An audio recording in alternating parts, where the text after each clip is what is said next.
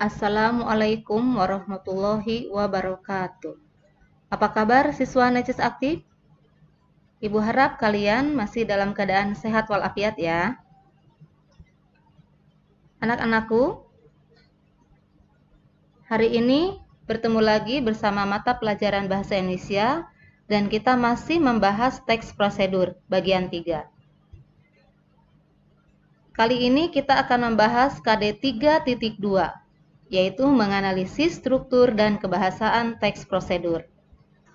Setelah kalian mempelajari KD 3.2 ini, diharapkan kalian mampu mengungkapkan kembali struktur teks prosedur dan mampu mengungkapkan kembali unsur kebahasaan teks prosedur. Jadi dalam KD 3.2 itu ada dua hal yang akan kita bahas, yaitu struktur teks prosedur dan kaidah kebahasaan teks prosedur. Hanya pada kali ini kita akan lebih dulu membahas struktur teks prosedur. Bagaimanakah struktur teks prosedur itu?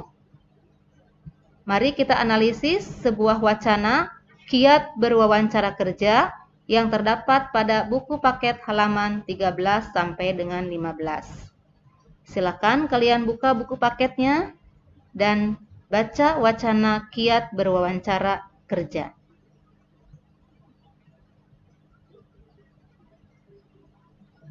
Baiklah, mari kita analisis wacana kiat berwawancara kerja. Pada paragraf pertama, wacana kiat berwawancara kerja, terdapat kalimat, bagi perusahaan, wawancara merupakan kesempatan untuk menggali kualifikasi calon pegawai secara lebih mendalam, melihat kecocokannya dengan posisi yang ditawarkan, kebutuhan, dan sifat perusahaan. Wawancara pun menjadi ajang tanya jawab antara pewawancara dengan calon. Nah, ini termasuk ke dalam pernyataan umum. Karena dalam paragraf tersebut dinyatakan hal-hal yang bersifat umum tentang wawancara. Di situ memuat tujuan ya. Tujuan wawancara itu untuk menggali kualifikasi calon pegawai secara lebih mendalam. Kita lanjut ke paragraf kedua. Agar mudah dipahami oleh mitra bicara, kita harus berbicara dengan jelas. Usahakan agar kita tidak berbicara terlalu cepat atau lambat. Atur juga suara agar jelas terdengar. Suara yang terlalu pelan membuat kita terlihat kurang percaya diri. Sementara suara yang terlalu keras membuat kita terlihat agresif. Penggunaan bahasa yang baik juga menjadi suatu keharusan. Nah, paragraf kedua ini termasuk pada bagian langkah-langkah. Ya, di situ disebutkan langkah-langkah berwawancara.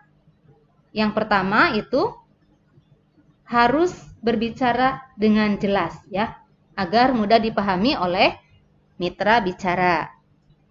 Pada paragraf ketiga, selain itu, perhatikan betul apa yang disampaikan pewawancara agar kita dapat memberikan jawaban yang relevan.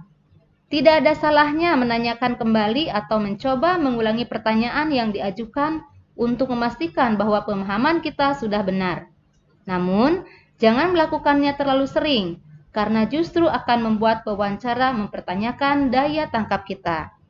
Nah, paragraf ketiga juga termasuk ke dalam langkah-langkah. Di situ disebutkan, kita harus memperhatikan betul apa yang disampaikan pewawancara agar kita dapat memberikan jawaban yang relevan. Berikutnya, paragraf keempat, bahasa tubuh pun ikut memegang peranan.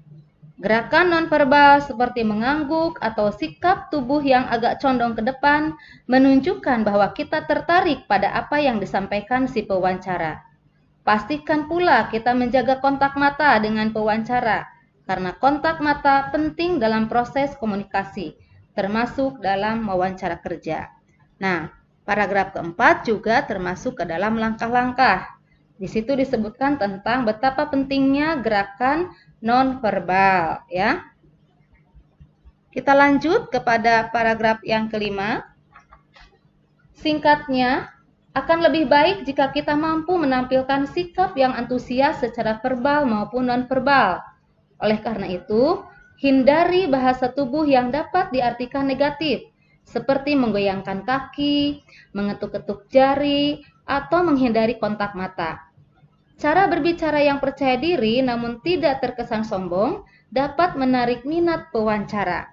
Nah, paragraf kelima pun termasuk ke dalam langkah-langkah. Di situ disebutkan bagaimana kita harus menampilkan sikap yang antusias secara verbal maupun non-verbal. Berikutnya, paragraf ke-6. Pada saat berbicara, hindari uraian yang panjang lebar dan bertele-tele.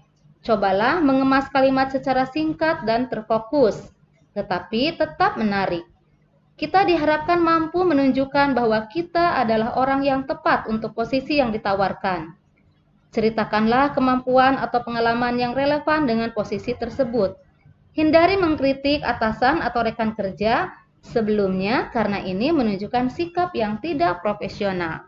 Nah, paragraf 6 juga termasuk ke dalam bagian langkah-langkah. Disebutkan bahwa kita harus menghindari uraian yang panjang lebar dan bertele-tele. Berikutnya, paragraf yang ke-7. Selama wawancara berlangsung, jadilah diri sendiri. Ungkapan ini mungkin terdengar klise, namun jauh lebih baik menjadi diri sendiri dan berbicara dengan jujur, daripada mencoba mengatakan sesuatu yang menurut kita akan membuat pewawancara merasa terkesan. Jangan melebih-lebihkan kualifikasi kita, apalagi mengelabui dengan memberikan data yang tidak benar. Cepat atau lambat, pewawancara akan menemukan bahwa data tersebut hanyalah karangan. Tunjukkan bahwa kita mampu mengenali diri kita sendiri dengan tepat.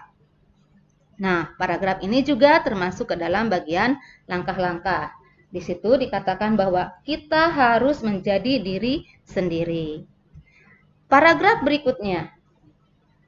Pewawancara biasanya memberikan kesempatan kepada kita untuk mengajukan pertanyaan di akhir wawancara. Gunakanlah kesempatan ini secara elegan dengan cara menunjukkan rasa ingin tahu kita tentang lingkup dan deskripsi tugas posisi yang dilamar, kesempatan pengembangan diri, dan sebagainya. Ini wajar karena bersikap pasif dan menyerahkan segala sesuatu kepada pihak perusahaan tidak akan menambah nilai kita di mata pewawancara. Ini pun termasuk ke dalam bagian langkah-langkah.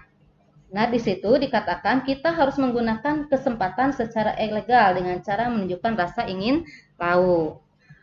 Paragraf ke-9, calon yang ingin bertanya dalam porsi yang tepat menunjukkan kesungguhan minatnya pada posisi yang ditawarkan dan juga pada perusahaan. Di sesi ini biasanya muncul pula pembicaraan mengenai gaji dan tunjangan. Pewawancara sangat menghargai kandidat yang mampu menentukan nominal gaji yang ia harapkan karena dianggap dapat melakukan penilaian atas kemampuannya dan tugas-tugas yang akan dilakukan. Tentu saja angkanya harus logis sambil tetap membuka kesempatan untuk negosiasi. Paragraf ini pun termasuk ke dalam bagian langkah-langkah. Di situ disebutkan bahwa kita harus berani menentukan nominal gaji yang kita harapkan sebagai pelamar. Dan yang terakhir, dengan persiapan matang dan unjuk diri yang baik saat wawancara, kita telah meninggalkan kesan yang layak untuk dipertimbangkan oleh perusahaan. Nah, ini adalah bagian dari penegasan ulang. Jadi menegaskan kembali apa yang sudah disampaikan pada paragraf-paragraf sebelumnya, yaitu paragraf 2 sampai dengan 9. Jadi bagaimanakah struktur teks prosedur itu?